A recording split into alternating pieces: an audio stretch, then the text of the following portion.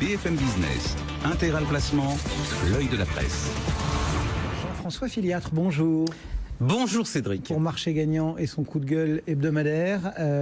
Bon là, j'imagine, Jean-François, qu'on ne peut pas passer à côté de ce qui s'est passé cette semaine à l'Assemblée nationale où on a parlé épargne.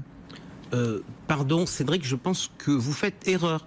Vous confondez cette semaine, lundi en particulier. Je sais qu'il s'est passé des choses, mais c'était à Versailles, pas à l'Assemblée nationale. Notre grand président, Emmanuel Macron, a reçu des grands patrons internationaux avant qu'il n'aille à Davos pour leur dire qu'il y a longtemps, on avait construit un grand château qui est l'une de nos grandes fiertés touristiques, mais qu'il ne fallait pas se tromper, on avait encore des ambitions et qu'ils pouvaient venir investir en France et qu'on les accueillerait les bras ouverts.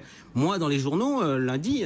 c'est parce que vous n'avez pas regardé BFM Business. On a retransmis en direct ce qui se passait à l'Assemblée nationale et notamment le Premier ministre qui a parlé d'épargne. Et là, vous avez raison. Lundi, il y avait ce fameux colloque qui était organisé par la députée de La République En Marche, Amélie de Montchalin, dont j'avais parlé ici même et qui, nous disait-on, allait nous permettre d'engager des pistes d'amélioration du financement des petites et moyennes entreprises. Alors bien sûr, le matin même, j'ai vu la députée expliquer dans une interview aux Parisiens que le livret A et que l'assurance vie ne rapportaient plus rien, mais que les PME, si. Ah, je me disais bien aussi, vous blaguiez, vous avez regardé aussi, vous, la semaine dernière. Nullement, en fait, je faisais malgré tout le constat qu'on nous avait annoncé une journée mémorable pour les PME et l'épargne, et qu'en pratique, on a eu une grande journée pour les grands patrons internationaux, et une petite journée pour les petites entreprises, et par ricochet pour les petits épargnants. Alors, je ne vous cache pas que je ne comprends pas trop, d'ailleurs, ce qui se passe. On a une députée qui fait des tables rondes pour nous parler du financement des PME,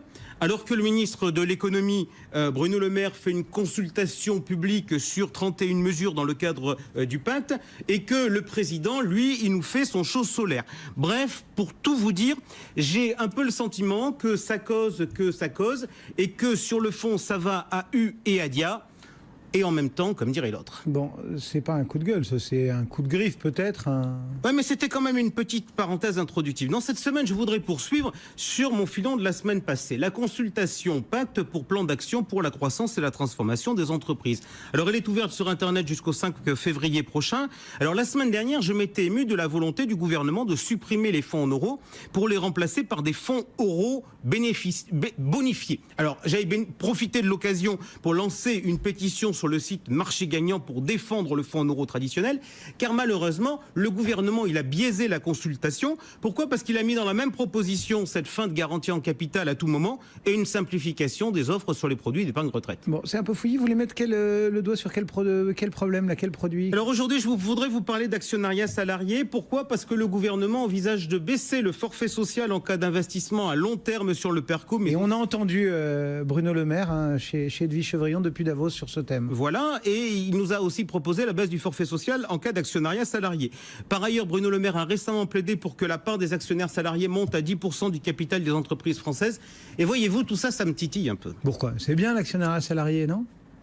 Alors vous allez me dire, ça permet à l'entreprise d'atteindre ses objectifs de business et de ressources humaines, d'associer les salariés à la gouvernance, de leur faire profiter de la création de valeur. Bref, tous les arguments que nous propose traditionnellement Jérôme Dédéan. Alors si vous voulez bien, je vais les reprendre un par un. Point numéro 1, c'est un élément de motivation, ça c'est incontestable, mais franchement c'est majoritairement dans l'intérêt de l'entreprise. Passons maintenant au point numéro 2.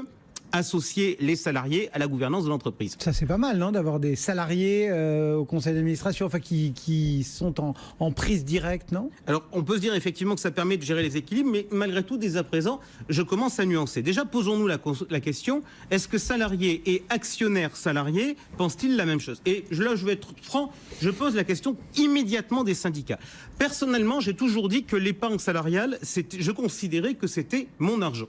Et franchement, moi, pour mes problèmes personnels, je n'ai pas envie de mettre la CGT, Force ouvrière, la CGC ou la CFDT dans la boucle. Voyez-vous, Mailly, Martinez, est-ce qu'ils me consultent sur leurs problèmes perso ? Non, et je trouve ça tout à fait normal. J'aimerais donc que la réciproque soit vraie. Donc pas de représentation syndicale chez les actionnaires salariés ? Je suis farouchement contre cette confusion entre syndicats et actionnariat salarié. Et au passage, d'ailleurs, je vous ferai remarquer qu'il y a eu une élection des représentants des salariés à la Société Générale, une élection qui s'est terminée il y a 2 jours. Et pour la première fois, des actionnaires salariés sont montés au créneau face aux syndicats.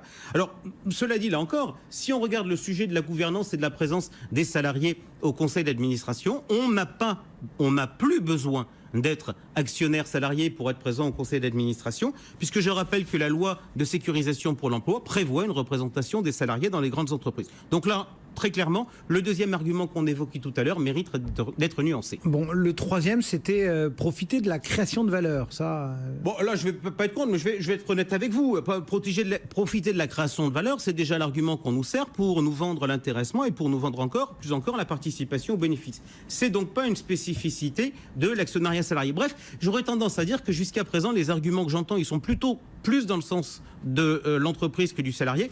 Et encore, je ne vous cache pas, je pense que je pourrais allonger encore un peu la liste. Bon, bah alors on vous écoute. Va falloir faire pas trop long, mais on vous écoute. Si vous voulez monter le poids de l'actionnariat salarié, en fait, vous faites 2 choses. Un, vous figez le capital et vous vous mettez à l'abri d'éventuels prédateurs, car la réticence au changement étant en fait une caractéristique humaine, en fait, on constate la chose suivante, c'est que lorsqu'une direction est attaquée, eh bien, les actionnaires salariés se rangent systématiquement à ce côté. On se rappelle l'histoire de Daniel Bouton en 2000 à la Société Générale, ou plus récemment, l'affaire Solocal. Bon, donc vous êtes fondamentalement contre. Non, je suis en fait contre les carabistouilles qu'on nous raconte. Quand on fait la promotion de l'actionnariat salarié, on défend les entreprises, on ne défend pas les épargnants. Et au passage, j'aimerais qu'on me présente un jour une étude sérieuse démontrant que l'actionnariat salarié a une fonction pédagogique permettant aux salariés de mieux appréhender les actions. Tiens, on va prendre un exemple. Cédric, dans la plupart des cas, dans quelle enveloppe fiscale les salariés achètent-ils les actions de leur entreprise ? Dans le plan d'épargne d'entreprise, non ? Alors, dans le plan d'épargne d'entreprise, puisqu'effectivement, on n'a pas le droit de les mettre dans le PERCO. Et, question, si on regarde le plan d'épargne d'entreprise, est-ce que l'on peut mettre d'autres titres que les actions de l'entreprise ? En direct, je crois pas, non ? Il faut acheter des fonds ?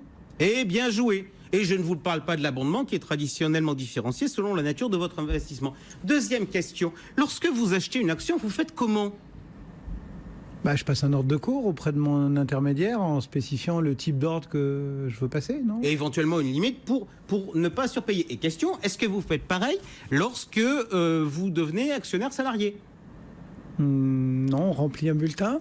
On remplit un bulletin, on est dans le cadre d'une augmentation de capital, on connaît le prix et on dit simplement combien on veut titre. Donc on n'est pas du tout dans le même fonctionnement que la bourse. Donc on voit bien que l'intérêt pédagogique, c'est 0. Bon, ok, donc on n'est pas fondamentalement convaincu, en tout cas par l'argumentaire. Un mot de conclusion ? Alors plusieurs, si vous le permettez. Un, on est dans un cadre de réflexion actuel sur le financement des entreprises, et je pense que dans ce cadre-là, il faut repenser l'actionnariat salarié. Non pas en se disant qu'il faut ne réfléchir qu'aux entreprises, mais il faut penser épargnant. Donc, il faut intégrer l'actionnariat salarié dans le cadre de la logique patrimoniale que nous défendons avec la méthodologie de mieux vivre votre argent. Rendez-vous compte, nombre de salariés ont pour seul investissement en actions des titres de leur entreprise. Très sincèrement, c'est de l'hystérie d'un point de vue financier. Allez, en 10 secondes, vos propositions. Allez, 10 secondes, je vais vous en faire plusieurs. Mesure numéro 1, baisser le forfait social pour toute l'épargne salariale. D'accord. Pas simplement le long et l'actionnariat salarié. 2, faire cesser l'abondement différencié. L'abondement, c'est une aide d'épargne, ce n'est pas fait pour le flécher. 3, vous savez qu'en épargne salariale, on a trop de gens qui font du monétaire. Eh bien, moi, ce que je propose, c'est que les entreprises aient tendance à dire: moi, mon abondement, je vais le payer en titre de l'entreprise. Vous faites ce que vous voulez de votre argent que vous mettez-vous. Moi, je vais vous payer en titre de l'entreprise. Ça rapproche finalement des logiques d'action gratuite. 4, il faudrait permettre aux salariés, dans le cadre du plan d'épargne du plan d'épargne entreprise, d'investir sur d'autres titres que les actions d'entreprise. Et puis, dernier point, vous savez, les entreprises, elles aiment bien l'actionnariat salarié parce que les titres, ils sont bloqués. Eh bien, moi, je suggère que l'on développe un concept qui est que lorsqu'il y a une augmentation de capital, on propose des titres avec des cotes qui soient bloqués. Ces titres-là, ils seraient souscrits par les investisseurs longs, les caisses de retraite. Ils ne seraient pas souscrits par les fonds, mais ils seraient beaucoup souscrits par les particuliers. Et ça nous permettrait de résoudre en partie le problème de la liquidité.